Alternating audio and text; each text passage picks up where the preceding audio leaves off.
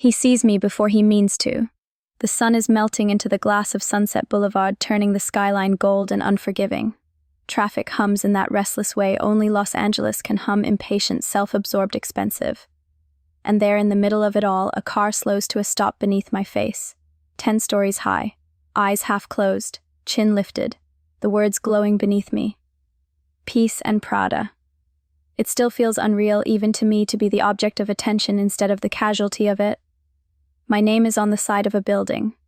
My story is someone's campaign. His hand freezes on the gear shift. I watch the back of his neck stiffen, the small muscle by his ear twitching as if the moment itself had teeth. The woman beside him, his ex, or rather the one he left me for, touches his arm lightly, pretending not to notice. But she notices. They always notice.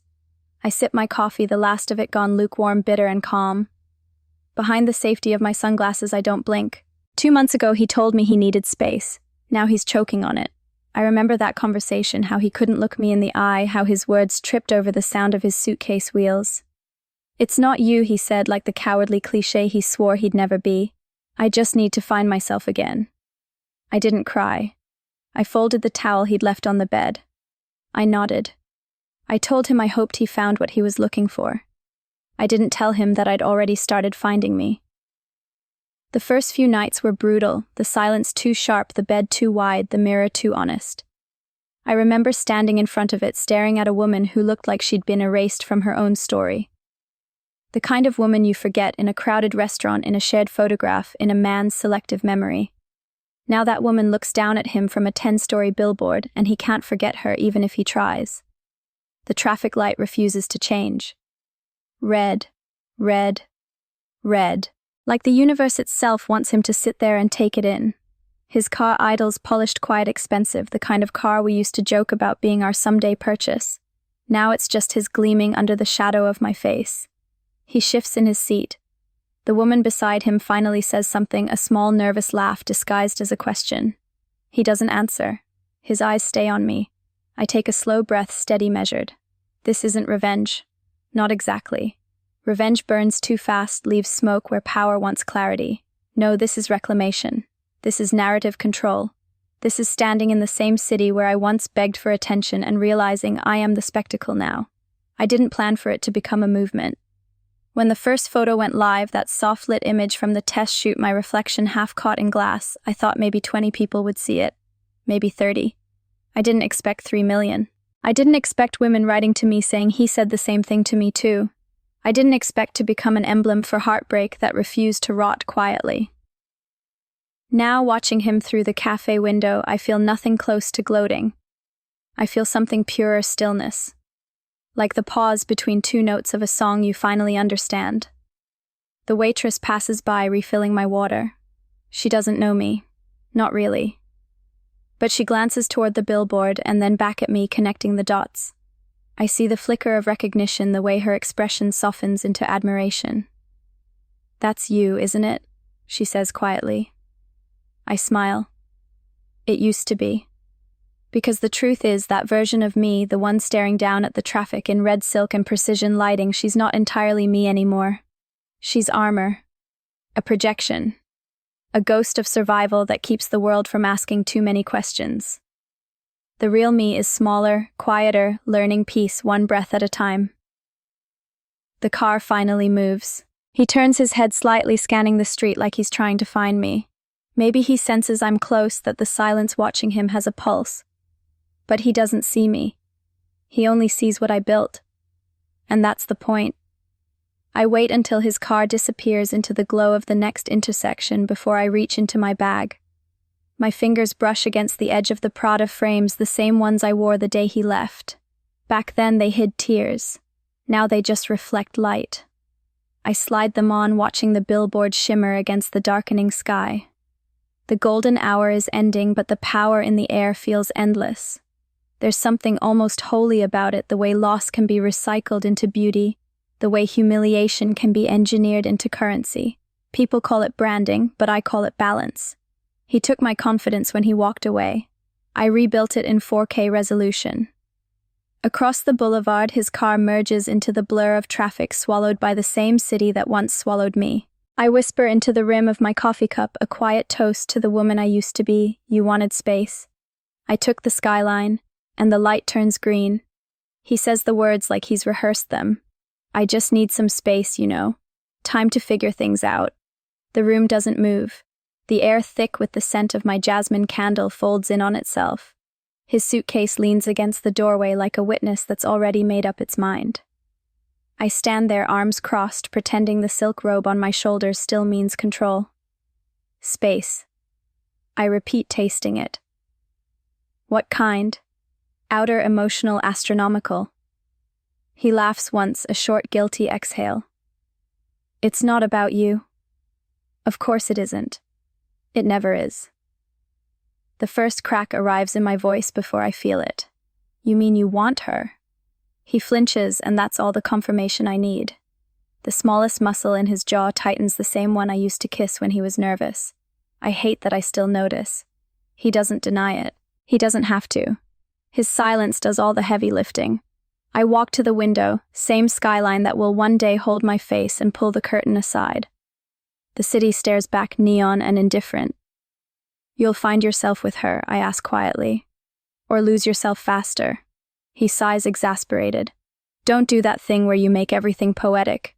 It's just not working, okay? Not working. Like I'm a malfunction.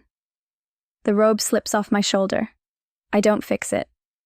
I want him to see the wreckage he's leaving, not the woman who's still trying to make sense of it. I thought we were a team, I whisper. He kneels to zip the suitcase. We were. I just got bored. I finish. He stands, guilt already fading into relief. I need to breathe again. There it is, the line that women hear right before the door closes. And I realize I've been edited out of his story months before he spoke the words. When the door finally clicks shut, the sound doesn't echo. It implodes.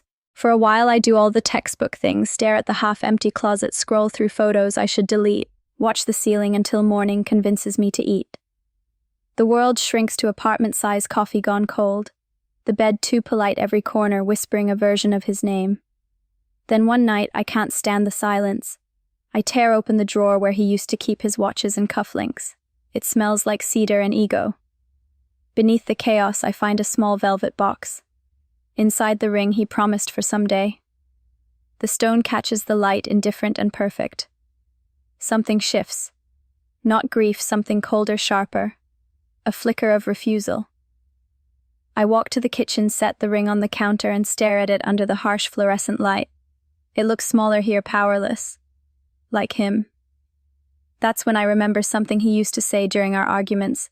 You'd be unstoppable if you stopped feeling so much. So I stop. I open my laptop, half drunk on heartbreak and clarity, and start typing words I don't yet understand. Power. Peace. Prada. They're ridiculous together, like a prayer written in perfume, but something in them hums electric and alive. I type again. He left to find himself. I found me. It feels good. Dangerous good. Like trying on a personality that actually fits. The next morning, I wake up earlier than I have in weeks. I make coffee strong enough to burn. I tie my hair back, open the curtains wide, and let the city pour in. The skyline doesn't care about my heartbreak, but that's what makes it honest. I take the ring outside and place it on the edge of the balcony railing. For a second, the sun hits it just right, a flare of light bright enough to blind. Then I let it go. The sound it makes when it hits the street below is small but absolute. He'll never know I did it. That's fine. Some victories aren't for witnesses. I go back inside, pour the rest of the coffee down the sink, and open the laptop again. Power, peace, Prada. 3 words that don't ask for permission. The logo I sketch is rough, uneven letters scrawled across a digital mock-up. Still, when I tilt my head, I can almost see it printed large, glowing above a city that once forgot my name. The phone buzzes, his text. You okay? I stare at it for a long time. Then I reply, perfectly.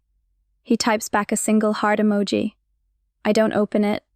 Instead, I screenshot the text, crop it, and save it as the first image in my new campaign folder. Because even goodbyes have branding potential. I close the laptop and catch my reflection in the black screen, tired, raw, but unmistakably awake.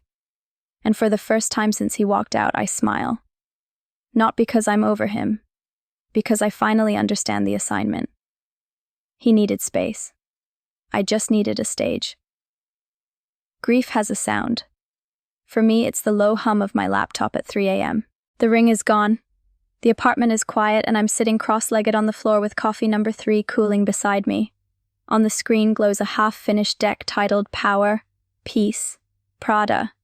The name still feels arrogant in my mouth, but arrogance is just confidence with better posture. I promised myself I wouldn't cry anymore, so I build instead. Slide 1. Pain as currency. Slide 2. Visibility as healing. Slide 3. He found himself. I found me. It's not therapy, it's strategy. By morning, I've drafted an entire campaign mock-ups, slogans, mood boards pulled from the chaos of my camera roll. My face in black and white, a tagline glowing like a dare. I send it to an old client, Malik, who now runs an ad startup in Culver City.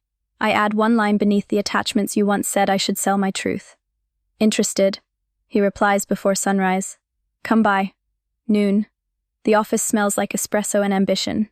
Walls plastered with ideas too loud to live anywhere else. Malik stands behind a glass table, tattoos half hidden under his rolled sleeves, eyebrows raised. "Tell me this isn't just a breakup tantrum," he says. "It's not," I answer. "It's a brand." He laughs, leaning back. "Of course it is. Everything's a brand." "What's the hook?" I slide the tablet toward him. The prototype billboard fills the screen, my reflection in glass eyes, half-closed, slogan below. Peace and Prada. He stares longer than I expect. It's bold, he admits. But why Prada? Because it's aspirational, I say. Because I used to cry over someone who thought ambition was unattractive. Because I earned the right to be too much. His grin fades into respect. "You know this could go viral, right? That's the point." He folds his arms. "You want revenge advertising?" "No," I correct. "Reclamation marketing?" There's a pause, long testing. Finally, he nods. "We could mock up a digital demo, maybe pitch it to a luxury collab for International Women's Day." I smile. "Perfect, and I'll be the case study." 2 days later, I'm in a small studio in Koreatown, standing under unforgiving lights. The photographer adjusts the reflector while I powder the last traces of sleep from under my eyes. "Expression," he asks. "Think heartbreak redesigned." The shutter clicks. Again. Again. The sound becomes a metronome timing my transformation. I tilt my chin, find the camera, and for the first time in months, I'm not pretending to be okay. I am okay, at least for the 125 of a second that flash freezes me. When the shoot wraps, Malik scrolls through the captures, stopping on one me in profile, hair pulled back, lips parted as if about to speak, but choosing silence instead. "This one," he says. "It's the moment before words, power implied."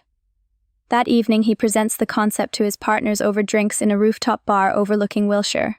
I stand a few feet away, nursing tonic water, letting them study me like I'm part of the pitch. "She turned heartbreak into architecture," Malik tells them. "The product is transformation itself." They nod, intrigued. One of them, a woman in a slate gray suit, glances at me and smiles. "Authenticity sells," she murmurs, "especially when it's beautiful." Their conversation fades into city noise, sirens, laughter, the rustle of palms and smoggy wind. I look out across the skyline. Somewhere down there, he's living his rediscovery phase, posting filtered peace. Mine will be 10 stories high. When I get home, I collapse onto the couch, shoes still on adrenaline, humming like static.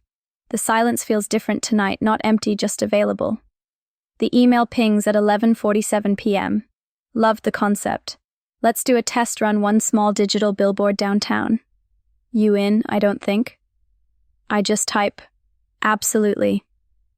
Then I pour myself a drink, whiskey neat, and toast the screen.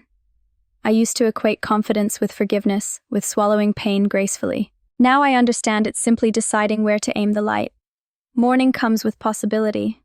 I pull on a crisp blazer tie, my curls back, and walk into the same streets that once watched me unravel.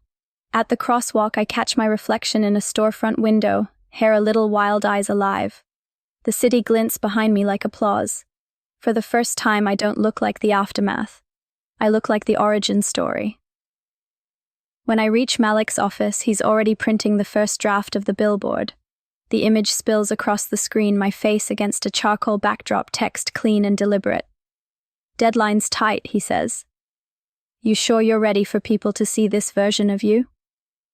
I meet his eyes. They've seen worse versions already. He laughs softly. "You're dangerous when you're certain." I shrug. Certainty photographs well. By dusk, we stand on the parking deck, the prototype glowing from his tablet. The sky turns amber and the reflection of the light hits my sunglasses. I can see myself twice, once digital, once alive. "You realize," Malik says quietly, "this isn't just about him anymore." "I know," I reply. "It never really was." He nods approving. Then what's next? I look out at the grid of headlights below, each one a tiny confession waiting to happen. Launch. Let them see what self-respect looks like in high resolution. That night, alone again, I open the draft file. At the bottom of the design, I add one final line in small italic font: "Concept, by the woman he left to find himself." It's not pettiness. It's authorship. I save close the laptop and let the hum die down. Outside, the city glows like an idea finally ready to happen. Tomorrow, the world will meet the version of me that doesn't need closure, only exposure. And I'll be waiting at the red light, watching the skyline start to change. The upload takes 6 seconds. That's all it takes to reroute a life. I post the image just after midnight, no caption, no tags, just the mock-up billboard shining over a gray skyline. My face and grayscale eyes open, this time tagline below in clean serif: "Peace and Prada." For a moment, nothing happens. Then the screen flickers. The first notification slides across the top corner. Then another. Then the sound becomes constant, that soft ding of attention multiplying. By morning, my phone looks feverish. 100,000 likes. 20,000 shares. Dozens of DMs from people I don't know calling me iconic, petty goals, the comeback queen. By 9 a.m., my inbox isn't an inbox anymore, it's an avalanche. PR firms, fashion bloggers, a podcast host asking if I'll speak on female rage as empowerment, and then the real kicker, a headline. "Mysterious woman turns breakup into Billboard movement." They don't even know it isn't real yet. The billboard doesn't exist, it's just a design. But the internet doesn't care about truth, it cares about the shape of emotion. The comments flood in. "She found herself and her lighting." "He fumbled, generational revenge." "I want this energy for my divorce."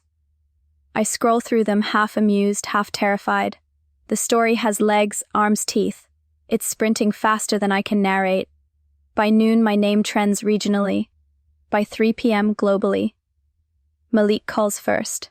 "You're viral." I noticed I say, voice dry but pulse racing. He laughs, manic with adrenaline. "Do you understand what this means? You haven't even launched yet, and you've got reach numbers people pay millions for. We need to capitalize interviews. Merch, full campaign rollout." "I just posted an image," I murmur. "Exactly," he says. "That's what makes it authentic." Authentic. I almost laugh. Authentic would have been crying on the bathroom floor, mascara bleeding down my chin, begging him not to leave. But that version of me didn't get likes. The one on the billboard does. By the next morning, it's no longer just an internet joke, it's business. A luxury brand reposts my mock-up with the caption, "We love this message. Women who rise wear it." Celebrities start quoting me.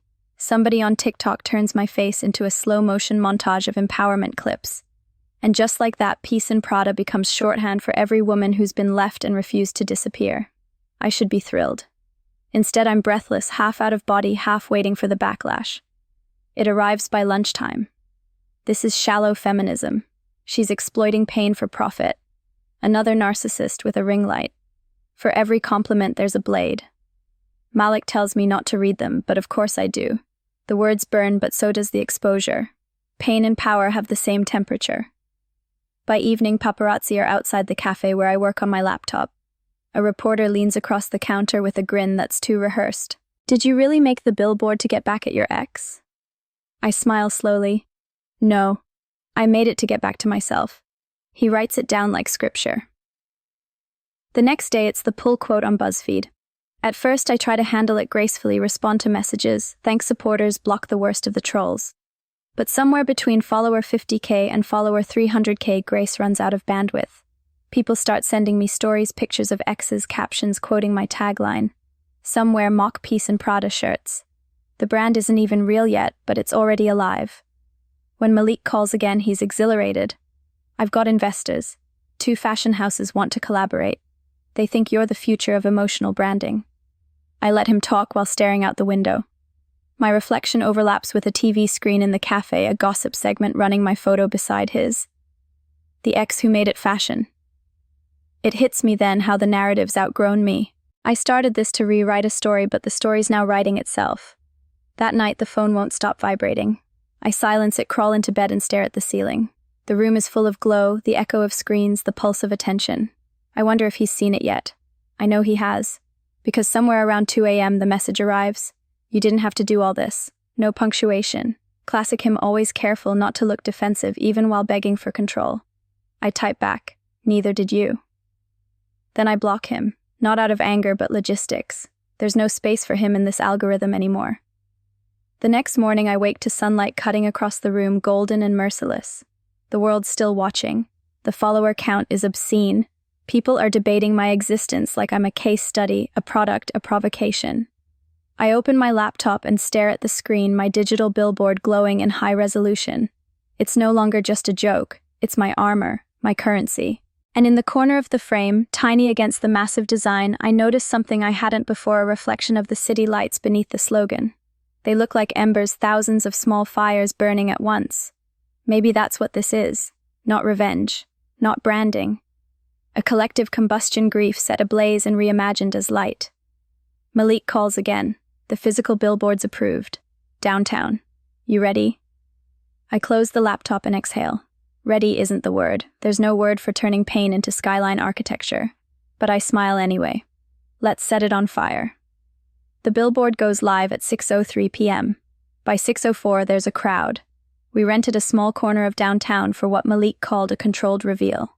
He said it like he believed it, but there's no controlling something that the internet already baptized in flame. Photographers are shoulder to shoulder, phones up, voices bleeding into each other.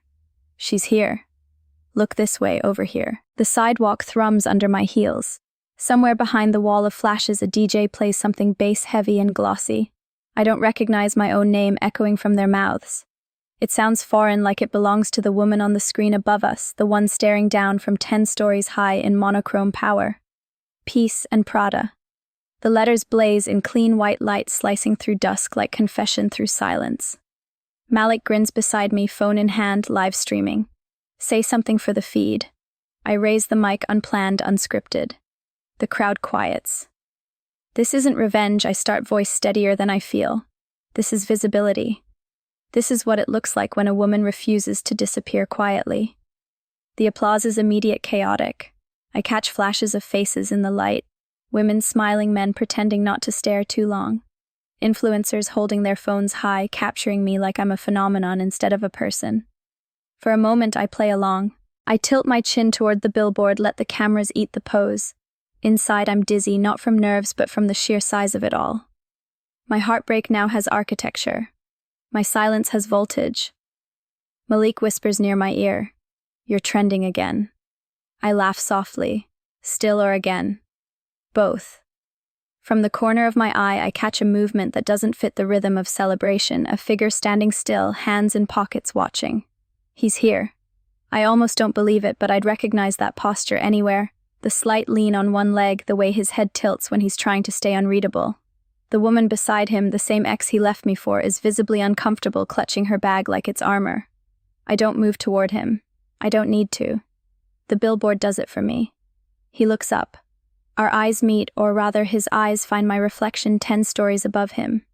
He looks smaller under it, haloed by the light of my own reclamation. The crowd's cheers swell, folding him into irrelevance. A journalist slides in front of me, voice breathless. How does it feel to watch your story literally tower over the man who broke your heart? I glance at the reporter, then at the skyline. It feels like forgiveness with better lighting. The answer lands. The microphones surge closer. As the evening unravels, the noise grows. The brand reps arrive with champagne. There are drones filming overhead, influencers taking selfies beneath my face, hashtags blooming in real time on the digital ticker. Peace and Prada, she found herself, visibility, is power. It's intoxicating, too loud, too bright, too much of everything I thought I wanted. Malik hands me a flute of champagne. You did it, he says, eyes shining. You turned pain into gold. I clink his glass but don't drink. Gold melts too. He laughs, not catching the warning. The cameras keep flashing, each one a reminder that attention is a currency you can't save. Every click sounds like a countdown. Hours later, after the crowd disperses and the PR team packs up their lights, I stay behind. The air smells like champagne and ozone. The billboard hums softly, automated lights shifting through tones of silver and rose. I step into the street, heels clicking against the asphalt, still warm from the day. A taxi slows. Someone yells my name. I wave absently, eyes fixed upward. From this angle, the billboard doesn't look like empowerment. It looks like exposure. My own face feels distant, as if the pixels know more about me than I do. A breeze lifts the hem of my blazer. I fold my arms against it. Behind me, I can feel him still watching, not with arrogance this time, but confusion. The man who once said I was too much now stands under a skyline that repeats my name. I should feel triumphant. I do partly. But under it all, something hums, not regret, not sadness, just awareness. The billboard isn't about him anymore, but it started with him, and that truth makes the lights flicker strange in my chest. Malik jogs up, phone still in hand. The post of your speech hit 1 million views in 30 minutes. I smile. Good. Let's give them something to remember. He frowns slightly. You okay? I'm visible, I say, turning back toward the glow. That's close enough. He starts to respond, but I'm already walking away, the hum of electricity fading behind me. Half a block down, I pause and glance back. The billboard looms framed against the last trace of pink in the sky. For a heartbeat, I catch my reflection in a storefront window, my real self, smaller, softer, alive, layered under the giant projection. The contrast almost makes me laugh. Somewhere between heartbreak and branding, I built a version of me big enough to cast a shadow. Now I just have to learn how to live in it. The morning after the launch, I wake up to laughter, not the good kind. It's coming from my phone, the universal portal for other people's opinions. Notifications bloom like weeds. There's a meme of me holding the microphone at the launch captioned, "When you turn your breakup into a marketing plan." Another one, sis said, "He left me, so she left subtlety." By the time I reach the kitchen, I'm trending again, not for empowerment this time, but for excess. A late-night host's monologue has already gone viral. She turned heartbreak into a billboard. Meanwhile, my therapist won't even return my calls. Laughter. Cue applause. He smiles at the camera. Imagine your ex driving home from work and bam, 10 stories of why he sucks. That's not healing. That's performance art. I can't even be mad. It's a solid line. Malik calls mid-sip of coffee. You watching this? I'm living it, I say dryly. He groans. Don't let it get to you. They mock what they don't understand. Oh, they understand perfectly, I say. They just prefer their women broken, not branded. He laughs nervously, not sure if I'm joking. I'm not. By noon, the memes multiply. My face on t-shirts, my quote on coffee mugs. Forgiveness with better lighting. Someone even edits my campaign slogan to say petty and Prada. I'd be offended if it weren't genius. Still, every joke stings a little. Not because it's cruel, but because it's clever, and I know cleverness is how culture digests discomfort. My success is their punchline because it threatens the narrative the sad woman is supposed to fade quietly. Not sparkle in 4K, so I decide to give them more sparkle. I go live that afternoon, a calculated move. Camera-angled, clean background minimalist. No tears, no trembling. Just me in my kitchen hair, slicked red lipstick, deliberate. I've seen the jokes I begin. Some of them are actually funny. My personal favorite is the one that said, "She left her man and picked up a marketing degree." Accurate. The comments explode with laughing emojis and heart reactions. But let's be honest, I continue. If I were a man turning heartbreak into money, you'd call me visionary. Because I'm a woman, it's petty. Either way, I'm still profitable. The clip hits 1 million views in an hour. Suddenly, the laughter shifts tone. Now it's admiration disguised as irony. A magazine tweets, she claps back with class. A brand DMs. We'd love to collaborate. Even the late-night host retweets my video with a single word, touché. By evening, the pendulum swings again. New hashtags rise. Match, peace and profit. Hash, rebrand the pain. My follower count jumps by another 100,000. Malik texts fireworks emojis and the words cultural reset. I watch the chaos unfold like weather. This is what power looks like now, viral, fleeting, loud. It doesn't whisper, it refreshes. At 7, a journalist calls for an interview. They're comparing you to a movement, she says breathlessly. How do you feel? Like a mirror, I reply. I reflect whatever people project. If they see pettiness, that's what they're afraid of in themselves. She's quiet for a second. That's quotable. I know. That night, the city glows with its usual irony. The same skyline that once mocked me now profits from my face. The billboard flashes on cue every 15 seconds, my name blooming over the street like a divine interruption. As I cross the intersection, a car full of young women slows down beside me. They roll down the window cheering. Girl, you did that, one shouts. Petty and proud, another adds. I grin, tell them it's called marketing. We laugh together until the light changes. But as they drive off, the laughter fades and the silence returns. It's strange how quickly noise dissolves once you stop feeding it. Back home, I scroll through my mentions one last time. Among the chaos, a DM catches my eye from a verified account. The same late-night host who mocked me. You've got timing. Ever thought about being on the show? I stare at the message, then at my reflection in the dark screen. The irony tastes expensive. Sure, I type. As long as I get the last word. 2 days later, I'm standing backstage under studio lights. Nerves steady, lipstick sharper than my memory. The producer gives me the countdown. 3, 2, 1. The host greets me with his trademark grin. So he begins, you've officially become the face of fashionable heartbreak. How does it feel knowing your pain is now primetime entertainment? I smile. It's funny you say entertainment, I say empire. The audience claps, the host laughs, and I let him. He doesn't realize I'm rewriting the segment in real time. Every joke he cracks becomes a setup for my punchline. Every smirk a spotlight. By the end of the interview, the applause isn't for him, it's for me. When I leave the studio, the producer chases me down. You handled that beautifully, she says. You didn't flinch once. I smile, walking toward the exit. I stopped flinching the day he left. Outside, paparazzi flashbulbs strobe the night. My billboard looms across the street, still radiant, still impossible to ignore. I pause just long enough for one photo, chin lifted, gaze steady. Then I whisper under my breath. Mockery is just free marketing. And keep walking. The message arrives at 9:12 a.m. on a Tuesday, the kind of hour reserved for invoices and quiet victories. Him. Can we talk? No punctuation. Classic. Men who leave for clarity always return in fragments. I stare at the screen, thumb hovering. Around me, the apartment hums with productivity, laptop open, PR emails stacking, espresso machine sighing. The Billboard campaign is in its 3rd week, sales have tripled, and I'm on the shortlist for a keynote at a Women in Business summit. Everything he thought I'd lose, I rebuilt with better lighting. Still there it is, that tiny bubble of intrusion on my phone pulsing like an old bruise. Malik notices the shift. What's wrong, ghost from an old script, I say. He peers at my phone and whistles softly. So he finally texted.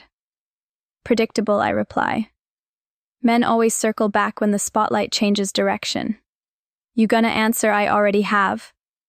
I say, tapping open a new campaign folder. Just not to him. I type a single sentence into the document. Closure is a luxury. Visibility is leverage. The phrase hums clean and cold. I add it to the draft for the next drop, a limited collection of prints bearing my campaign slogans. The merchandise pre-orders will fund the next Billboard series. Malik watches me work. You're turning his text into copy. Why waste content? He laughs but doesn't argue. He knows better now. 2 hours later, another ping. Him. I saw your interview. You look different. I smile. That's the idea. Instead of replying, I open my social dashboard. The timing is perfect, engagements plateauing, and the algorithm loves mystery. I screenshot the message, crop the name, blur the timestamp, and post it with a caption, You look different. Every man who thought I'd stay the same. The post detonates. Comments flood in queen behavior, using text as therapy since 2025. He must be crying in 4K. Within hours, house closure is aesthetic trends. By afternoon, 3 magazines request quotes. Malik calls again, laughing. You turned a text into a press release. I turned a symptom into strategy I correct. That evening, I allow myself one indulgence scrolling through his profile. He's still with her, the same ex who replaced me, but their photos look staged now, too bright, too rehearsed. His captions are suddenly philosophical. Sometimes you have to lose everything to see what matters. I almost laugh. He's starting his own redemption arc, but it's bad branding, inconsistent tone, weak narrative, no audience buy-in. My reflection stares back from the laptop screen, sleek, composed. I look like a CEO reviewing quarterly earnings, not a woman dissecting a ghost. Another message. Him. I didn't realize how much I hurt you. It's the kind of sentence people send when they want to sound evolved.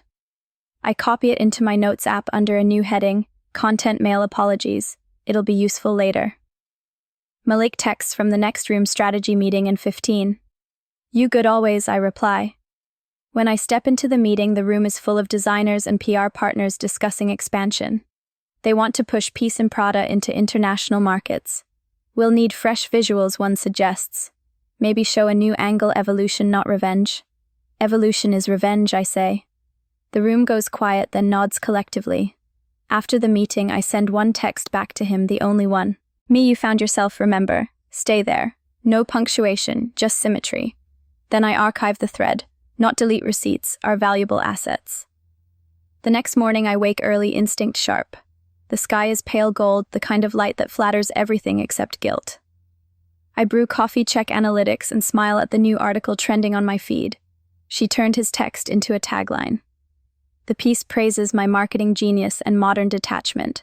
They don't see the quiet discipline behind it, the way control replaces oxygen once you learn to stop gasping for closure. Still, I clip the article and add it to the growing folder labeled Legacy. At noon, Malik bursts in waving his phone. You won't believe this, his company just reached out. They want to sponsor our next campaign. I raise an eyebrow. His company? Yeah. Different department, probably doesn't even realize the connection. But they're offering big money. How poetic, I say, sipping my coffee. Let him pay for the ad space. Malik grins. You're ice. I'm logistics, I correct. Ice just happens to photograph better. That night, the city is humming again. I drive downtown alone and park across from the original Billboard. The air smells of rain and electricity. My image glows above traffic, steady, unbothered. I scroll through my phone one last time. His messages are still there, harmless now, relics of an old currency. I swipe up and lock the screen. Then I whisper into the hum of the city, message received. I drop the phone into my bag and look up at my face in light. He wanted a conversation. I built a campaign instead. And in the quiet that follows, I realize control isn't about silence. It's about authorship. The ballroom glows like a diamond submerged in champagne. Light spills through chandeliers, scattering across glass sequins ambition. Cameras float through the room like mechanical bees. Everyone's scent is money and nerves. It's the annual Lux Foundation Gala charity for creative empowerment, sponsored by the same brand that reposted my campaign last month. My invitation came embossed, hand-delivered, the kind of gesture that means we're ready to claim you. Malik said I should make an entrance. I told him I'd rather make an impression. So I arrive late. Alone. My dress isn't screaming, it's whispering in velvet. Deep crimson, the same shade his ex used to call her signature color, a quiet reclaiming. My heels click against marble, deliberate punctuation marks. As I enter, the crowd parts just enough for flashbulbs to find me. Over here, she's here, Peace and Prada in the flesh. I smile like it's muscle memory, the kind of smile you hold for strategy, not sincerity. Across the room, I spot him almost immediately. He's with her, the ex turned current, now dressed in a safer shade of beige. They're surrounded by polite laughter, cocktails trembling on crystal stems. He sees me before I see him fully, the reflex of recognition sharper than nostalgia. For a second, the sound dips like the air has decided to listen. Then the band resumes, the chatter floods back, and the world pretends it didn't just witness a minor earthquake and heals. Malik joins me near the champagne bar, face lit with satisfaction. Your headline material again, he murmurs. I'm always headline material, I say, scanning the crowd. He grins. You know he's here. I noticed. What's the move? Nothing, I say. Power doesn't chase proximity. I take a glass from a passing tray, swirl the bubbles, and face the mirrored wall opposite us. In the reflection, I can see him moving closer, slow, hesitant, a man realizing he's become a footnote in his own story. When he finally reaches me, it's almost anticlimactic. "Hey," he says. The same word that started everything. "Hey," I echo, turning just enough for the photographers to catch the side profile, the posture of civility, not intimacy. "You look..." He trails off, eyes tracing the line of my dress. "Different." I smile faintly. "So I've heard." He exhales as if my calm unnerves him. "I didn't know you'd be here." "Then you didn't read the guest list." He laughs awkwardly, scratching his jaw. "I saw your new campaign. It's impressive." "I'm aware." He studies me, searching for the version of me that used to shrink under his apologies. "She's gone. I've replaced her with lighting and clarity." "You really turned all of it into something," he says. "I guess you found yourself too." "I didn't need to find myself," I reply. "I just stopped losing me in someone else." The silence that follows isn't hostile, it's sterile. He's realizing how complete distance sounds when it's real. Behind us, a flash goes off. The photographer calls, "Can we get one shot together?" The internet would love it. I glance at him, see the panic flicker, and smile sweetly. Of course. We pose two ghosts wearing glamour. The photo will trend by morning with captions like "reunion goals" and "when closure wears couture." The flash freezes us mid-fabricated grace, but my eyes don't soften. His do. After the photo, he tries again. "Can we talk somewhere quieter?" I tilt my head. "You mean privately?" He nods. "No," I say, still smiling. "The last time we talked privately, I became a marketing strategy. Let's keep this one on brand." He stares, the kind of stare that begs for reaction. I sip my champagne instead. The bubbles sting clean, satisfying. "Is this what you wanted?" he asks finally. "All of this." Attention was your currency," I say. "Visibility is mine." He blinks, caught between admiration and defensiveness. "You sound like an ad." "That's because I am one," I say softly. "But at least I'm selling something honest." He opens his mouth to respond, but Malik appears, sensing the shift. "We're needed for press," he says smoothly, placing a hand on my elbow. I nod and turn to my ex. "Enjoy the party." Then, deliberately, to the photographer. "Make sure you get my good side, the side that doesn't need closure." Laughter ripples through the crowd. He hears it. He knows what it means. Later, under the high glow of chandeliers, I stand alone near the balcony overlooking downtown. The skyline hums with memory. The same city that once swallowed me whole now reflects my face on every other screen. I catch my reflection in the glass doors, poised, radiant, unbothered. The woman who once begged for understanding now curates distance like an art form. Behind me, the music swells. Someone gives a speech about empowerment and reinvention. The irony is delicious. Malik reappears with another glass of champagne. "You handled that perfectly," he says. "Handled what?" "The moment." "Him." I smile faintly, eyes still on the city. It wasn't a moment. It was a mirror. He frowns slightly. "You ever think about forgiving him?" "I did," I say. Then I realized forgiveness is just another kind of attention. He laughs quietly, then leaves me to my view. Outside, the night breathes against the glass. My reflection fades into the skyline, one light dissolving into another. I press a hand against the cool surface, steady, certain. The power isn't in being seen anymore. It's in deciding what they see. The studio smells like powder and nerves. Everything in here is designed to flatter soft light's neutral palette, the illusion that truth looks better on camera. A makeup artist hovers near me, dabbing concealer over invisible imperfections. She says, "You're trending again."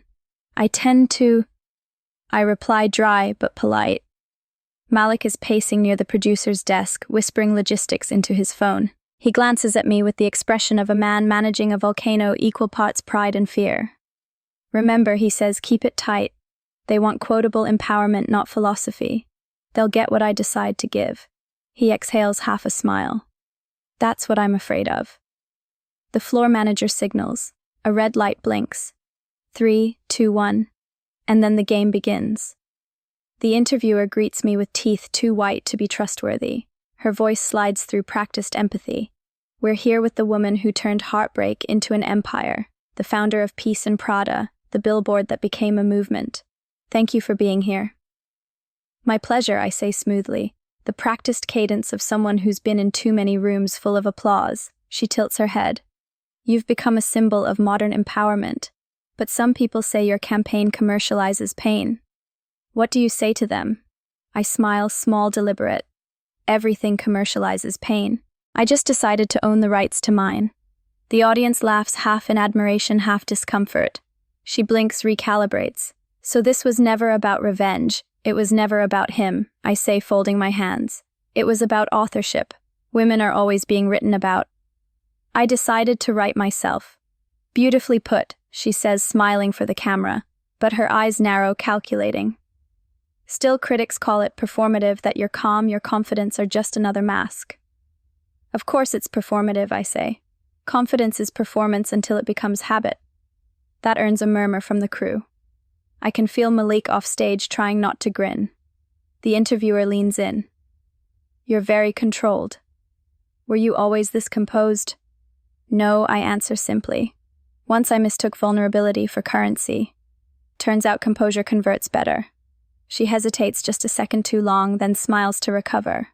That's poetic. It's arithmetic, I reply.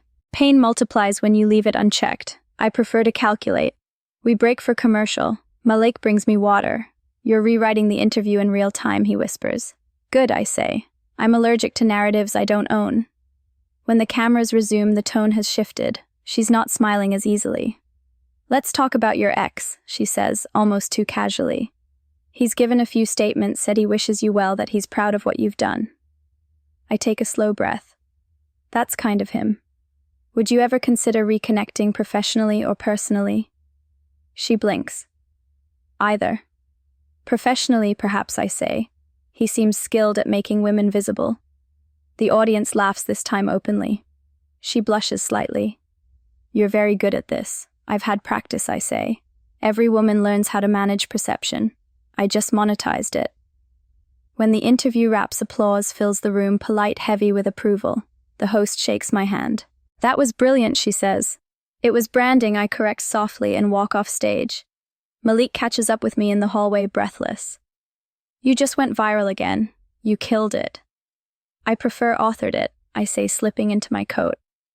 Killings imply blood. This was precision surgery. He laughs, shaking his head. You scare people in the best way. I don't scare them, I say. I show them what control looks like, and they call it intimidation. Outside, the night hums with traffic and screens the city alive with pixels and projection. Billboards, digital and physical, carry my face. In one I'm smiling, in another serious, in both composed. A driver waiting by the curb calls my name softly, almost reverently. You're the Peace and Prada woman, right? I nod. He grins. My sister loves you. Says you made her feel like heartbreak isn't failure. I pause, the compliment landing somewhere tender. Tell her she's right. He beams. You want a picture? I shake my head. Some things don't need proof. Back in the car, Malik scrolls through his feed. The clips everywhere already. They're calling you the CEO of composure. I glance at the window, my reflection overlaid with the glowing city. Good. Let them trademark it for me. He laughs, then hesitates. You ever get tired of performing? I meet his gaze in the rearview mirror. Only when the audience forgets it's an act. He studies me for a beat, then nods. You know, I think you're unstoppable. I think I'm finally inevitable, I say. The car glides through the city. My reflection follows, overlapping with the skyline, my face, and the lights indistinguishable now. I used to chase visibility. Now I define it. And somewhere between fame and fatigue, I realize the interview wasn't a test. It was confirmation I am the headline. The meeting takes place in the kind of boardroom where silence costs extra. Floor to ceiling, glass white orchids, bottled water lined like soldiers. Across from me sit 3 men in tailored indecision, corporate emissaries for his company. The logo embossed on their folders makes my pulse tighten, but not from fear. From symmetry. They don't know I know. Malik does. He's beside me, tie crisp, grin composed. Under the table, he taps once against my shoe, our prearranged signal for showtime. The man in the center, the spokesperson, clears his throat. We've been following your trajectory closely. He begins, voice dipped in corporate sincerity. Your brand's growth has been impressive. I nod, smile faintly. Visibility scales quickly when it's authentic. He chuckles like he's been taught to. Exactly. Which brings us to our proposal. He slides a folder toward me, glossy heavy. I don't open it yet. I prefer to let men fill silences they can't read. Our firm, he continues, represents several lifestyle brands interested in aligning with Peace and Prada. They want to position it as a collaborative platform for, he glances at his notes, narratives of female resilience.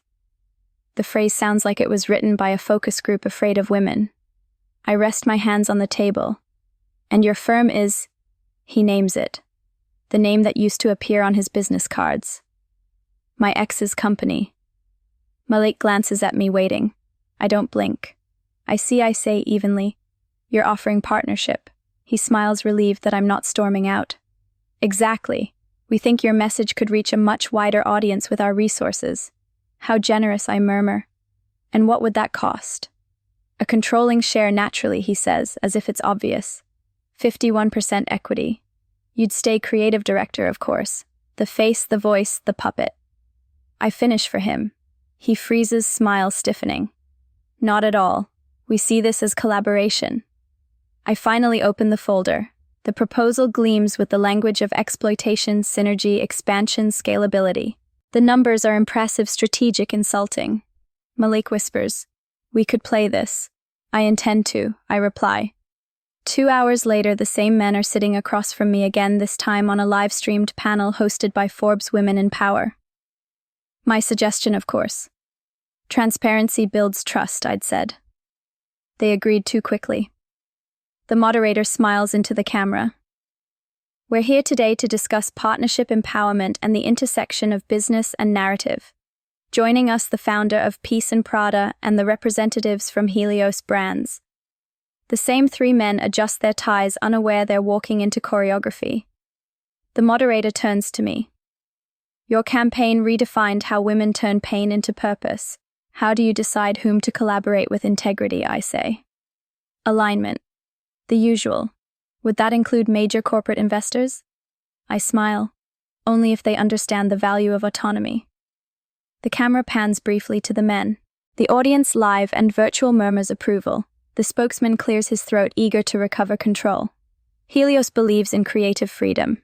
We simply provide infrastructure. Interesting, I say. Because last week your proposal offered me control in exchange for 51% ownership of my name. A ripple moves through the audience. The moderator blinks, startled. He stammers, I think there's been a misunderstanding. Oh, I understand perfectly, I say, voice smooth as glass. You wanted the woman who built her brand on freedom to sell it back to the system she escaped. Laughter. Applause. The camera finds my face, calm, composed, lethal. The spokesman's PR smile falters. Malik sits beside me, barely suppressing a grin. I lean forward. Gentlemen, let me clarify something for your next pitch meeting. Visibility isn't vulnerability, it's leverage. The audience claps louder. The men exchange glances that smell of panic. The moderator tries to intervene, but the energies shifted. The crowd's on my side, the internet already screen capturing. By the time the live stream ends, I've turned their offer into a viral lesson in tone-deaf capitalism. Headlines bloom before I leave the stage. Peace and Prada founder schools corporate suitors live. When empowerment refuses to be bought. Outside the studio, reporters swarm. Malik's phone won't stop vibrating. You just torpedoed a Fortune 500 partnership on air, he says, half laughing, half terrified. No, I say, slipping on my sunglasses. I launched my next campaign. That night, the clips loop endlessly online. Hashtags multiply. Man, visibility is leverage. #peace, not puppetry. Own your name. He texts, of course. You didn't have to humiliate them. I stare at the message, almost amused. I didn't. I reply. They wrote the script. I drop the phone on the table and pour a glass of wine.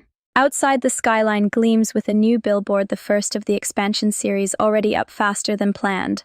It reads in clean white serif, "I don't sell stories. I own them." The same company that tried to buy me paid for the ad space a final silent invoice they didn't realize they signed. I watched traffic pass beneath it, red taillights pulsing like applause. Later, Malik calls voice equal parts awe and exhaustion. "You just changed how people negotiate." "I didn't change anything I say. I just said no with better lighting." He laughs, the sound carrying through the static. "You realize you're untouchable now, right?" I sip my wine eyes on the glowing skyline. "No one's untouchable," I murmur. "But I'm finally unpurchasable. The night the city becomes mine, it hums differently. Not the hum of traffic or nightlife, but of electricity rearranging itself around a new center of gravity. Around me. Every major boulevard, every screen that once sold perfume or watches now flashes my face. Peace in Prada, 10 stories high, multiplied, synchronized. Malik stands beside me on the rooftop, breath steaming in the cold. "You realize there are 42 active displays right now." 43. I correct, eyes on the skyline. "The Times building just went live." He laughs, shaking his head. "You're tracking them like constellations." "They are," I say. "My own constellation." I lean against the railing, letting the city's pulse vibrate through me, the low, continuous rumble of a place forced to look up. From here, the billboards blink in rhythm like a heartbeat too big for one body. Below, traffic slows. People stop. Phones rise. Somewhere, a drone captures the moment, my empire glittering across screens that feed other screens. For the first time in years, I'm not reacting. I'm directing. Malik hands me a champagne flute. "To the skyline, Queen," he says. "To infrastructure," I reply, clinking the glass. "Emotion needs structure." He smirks. "You're terrifying." "Only to people who mistake power for cruelty." We drink. The fizz bites like applause. He pulls out his phone, recording the panorama.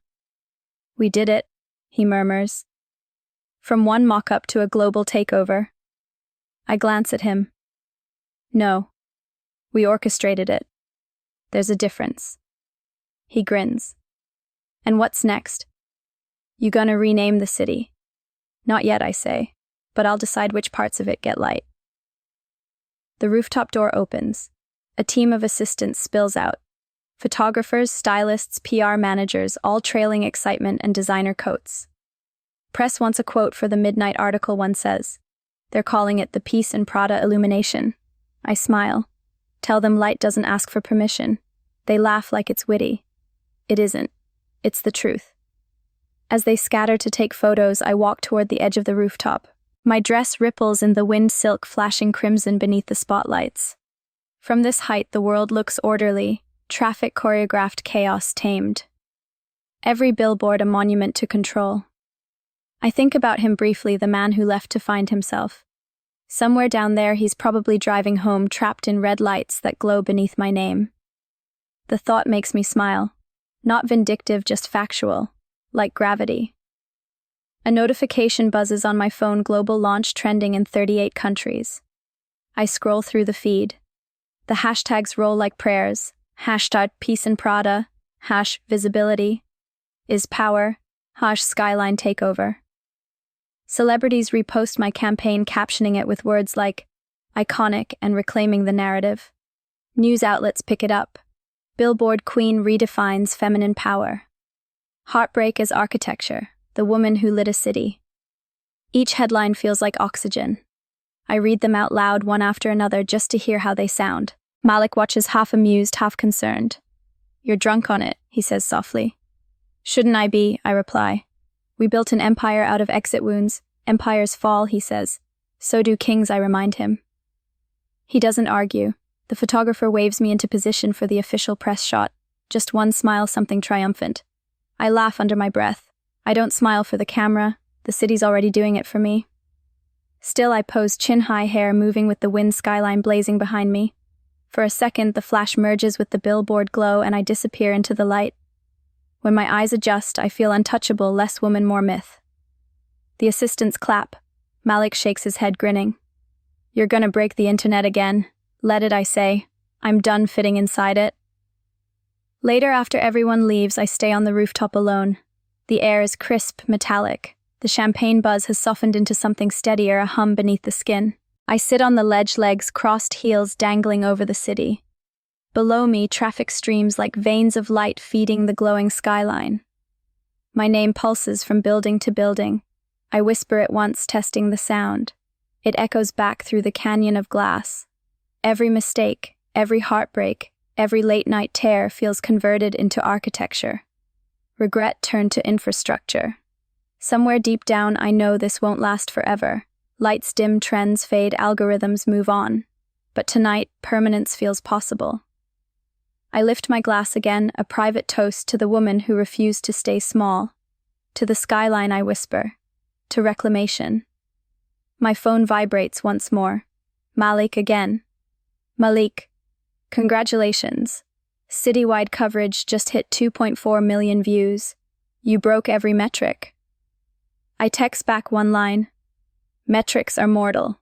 Legacy glows. He replies with a laughing emoji and leaves me to the silence.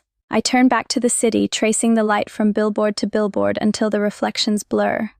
My image repeats endlessly, each one slightly distorted by distance, softer, abstract, almost anonymous. It's beautiful, inhuman, alive. I realize with a sudden thrill that the skyline doesn't belong to me. I belong to it. The wind lifts my hair. The billboards flicker in rhythm. For the first time, I don't feel like a person looking at power. I am the power, the current running through glass and wire, through light and story. And down below, somewhere in the dark grid of streets, the man who once left to find himself is surrounded by me, my name, my face, my peace. He wanted space. I took the skyline. It happens on a Sunday. The kind of slow golden afternoon when the city feels half asleep and everything important waits beneath the quiet. I'm at my kitchen counter barefoot, reading a stack of mock-ups for the next campaign. Smaller, more intimate, softer light. The empire no longer needs volume, it needs resonance. My phone buzzes once, then again. Unknown number. I almost ignore it. I've learned to let silence answer what words cannot, but instinct nudges. I swipe. Hello? There's a pause. Then a voice I once knew by heart. Hey, it's him. The single syllable lands like déjà vu, familiar but harmless. I stir my coffee, let the silence stretch. I wasn't sure you'd answer, he says. Neither was I. He exhales. I saw the skyline last night. Of course he did. No one in the city could avoid it. My face towers over half the freeway exits now. It's impressive, he says. Thank you. I mean, it's everywhere. You're everywhere. That was the point, I reply. He laughs softly, not mocking, not quite sad. You always said you wanted to be seen. I changed my mind, I say. Now I want to be remembered. He hesitates, and in the silence I hear all the words he hasn't earned the right to say. Apologies, explanations, sentences built like excuses. Finally, he settles on the oldest one. I miss you. I look out the window. The afternoon light hits the glass, scattering across my reflection. It's strange, I can't quite see my face anymore, only the outline of someone who's learned to occupy her own space. You miss the version of me that didn't own her story, I say softly. She's not available anymore. That's not fair, he says. I didn't mean to hurt you. Intent doesn't erase effect. He sighs. I was confused. You were comfortable, I correct. Confusion is just the polite word men use for cowardice. The silence after that is long, unflinching. He tries again. Do you ever think about what we had? Sometimes, I admit. Usually when I need a case study in misdirection. He chuckles low, still sharp. I had to be. I walk to the window, press my palm against the cool glass. Below, traffic slides through the city like silver veins, and my latest billboard reflects from an adjacent building, my own face mirrored over and over. I didn't call to fight, he says. Good, I answer. I don't spar with history. He laughs again, hollow now. You really became someone. I always was someone, I say. You just didn't like the lighting. For a moment, there's only the hum of connection, a thin wire of history stretching between us. I can feel him searching for something redemptive to say, a line that will let him walk away feeling civilized. I'm happy for you, he finally offers. I believe you, I say. And I do. It's easier to believe him now that belief costs me nothing. He inhales, exhales. Can we meet? Just talk, no. Why not? Because closure is a conversation people have when they want to reopen something I say. I'm finished editing that chapter. He goes quiet. I let the silence sit clean absolute. You sound different, he says finally. I sound final, I reply. He laughs softly, and this time it almost sounds human. You win. It was never a game, I say. Just a reclamation project. You made me the villain. He says, a touch of resentment under the words. No, I correct gently. You made choices. I made art. He exhales long, weary. You really don't need me anymore, do you? I consider the question. Need is too small a word for what I've become. Another silence, the kind that feels like a curtain lowering. Well, he says, voice fading, I hope you find peace. I smile at the irony. I already have, I say. It's on billboards. After he hangs up, I stand for a while, phone still in hand. The city hums beneath me, steady and alive. I look at the black screen, no more missed calls, no echoes left. Then I set the phone down, open my laptop, and type one final note for the next campaign deck. Peace is not the absence of noise. It's the mastery of it. The line fits perfectly under the new concept image, a close-up of my reflection on glass face, half in light, half in shadow.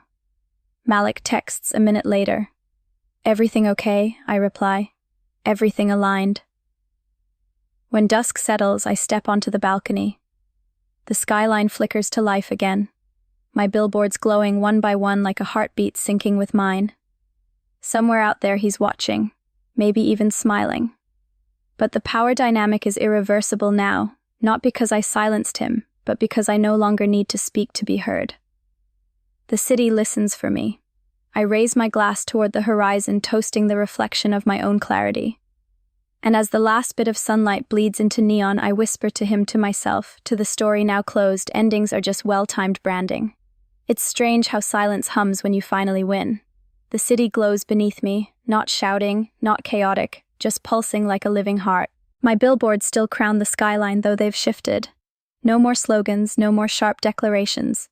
Just the image me, eyes closed, wind in my hair, the faint outline of dawn behind. It's cleaner now, softer. I wanted it that way.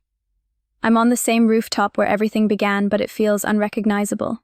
The cameras are gone, the assistant's asleep. Malik somewhere downtown handling the final analytics drop. I told him I needed one night alone with the light. He didn't argue. He knows what solitude means to a woman who's had to earn her silence. The air tastes metallic, faintly electric.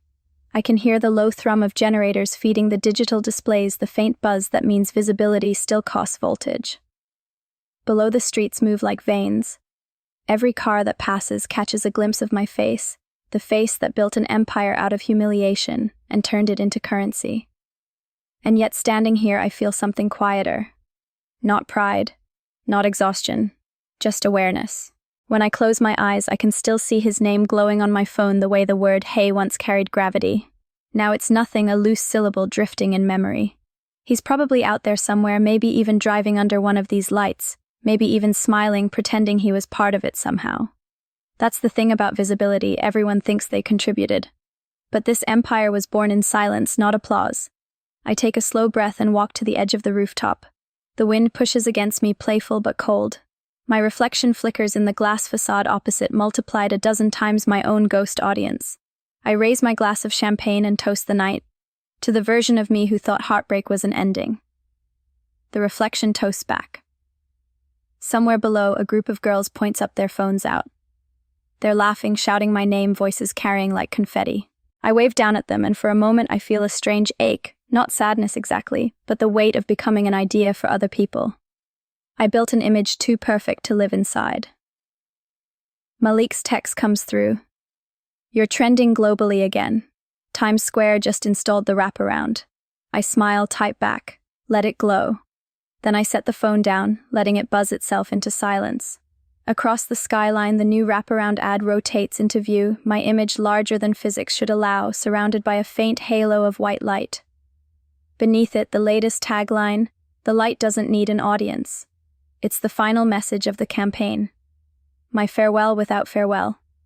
The night deepens. A helicopter passes overhead, briefly illuminating the rooftop with its searchlight. For a second, I'm visible again, caught between glow and shadow. Then it's gone, leaving the quiet intact. I breathe. The air is cold, clean, full of endings. There was a time when I thought peace would feel like a door closing. Now I know it feels like a window opening onto yourself. I think of all the things I traded for this calm, softness, intimacy, anonymity. None of them feel lost, just archived. I can retrieve them when I want, but I don't. The city doesn't need me humble yet. It needs me visible a little longer. Near midnight, Malik calls. His voice crackles through static. They want to extend the contract another 6 months. You'll be everywhere. Let it fade, I say. He pauses. Are you sure you built this? I know. But permanence was never the goal. Just proof. He exhales. You always knew how to end a story. Stories end themselves, I say. We just learned to stop narrating. After we hang up, I take one last look at the skyline. The light shifts slightly, a time-dimming sequence programmed weeks ago. Slowly, deliberately, the brightness eases until only one billboard remains lit, the original. The first image, the one that started everything, me standing in grayscale, eyes half-open, lips parted, the words, "Peace and Prada," glowing faintly beneath. It looks smaller now, almost gentle. The wind brushes my hair across my face, and I realize this is what power sounds like when it exhales. I whisper to the night, "You can rest now." Maybe I'm talking to the city, maybe to myself. The lights begin their slow fade out, each one dissolving into darkness until only the reflection on the glass remains.